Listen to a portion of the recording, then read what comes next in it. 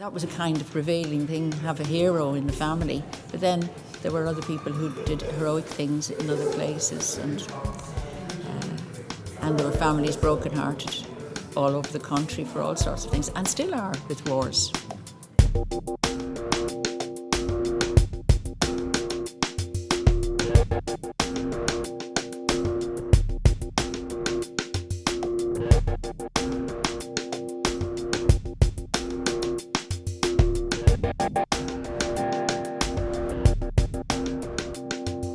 My mother, she was Sarah Daly from Mellick, and she was 16 in 1916.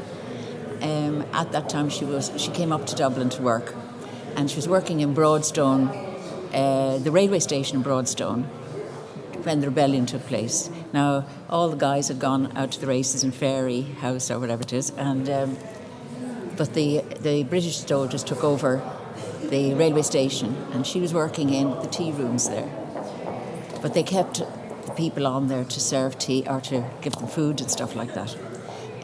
However, my mother collapsed and fainted in the whole thing with nerves and fright of what was going on. And she was carried by the military officer, the medic, who took care of her and carried her off in his arms. And he gave her afterwards a beautiful little chain with two little doves and a pearl. And that she recovered very well from all of that. And that's just the story of her. But I often think, did he loot it out of O'Connell Street on the way up to Broadstone? But I think it's quite a romantic story. And I think she was quite, she liked to think of it as a little romantic story herself.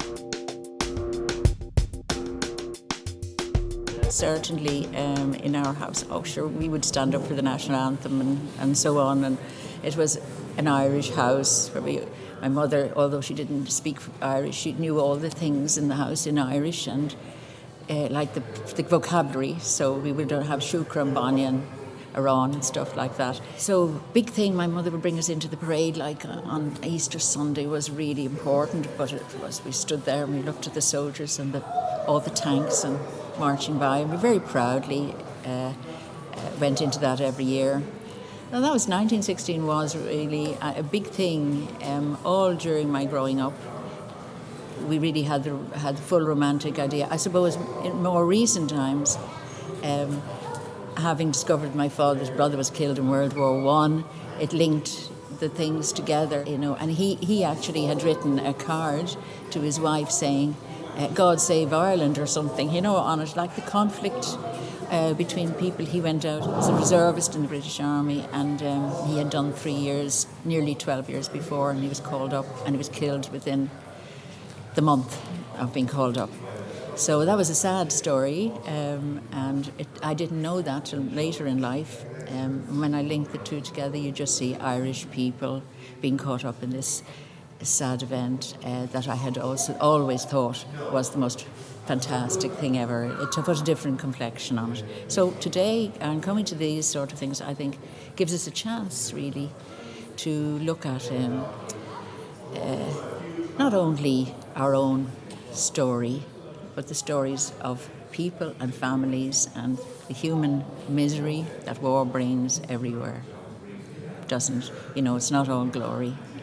Our generation has found all these other relations.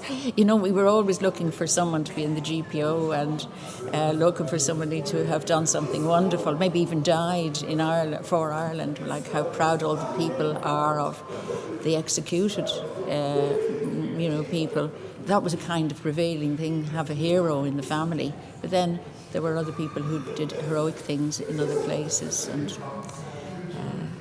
and there were families broken-hearted all over the country for all sorts of things, and still are with wars.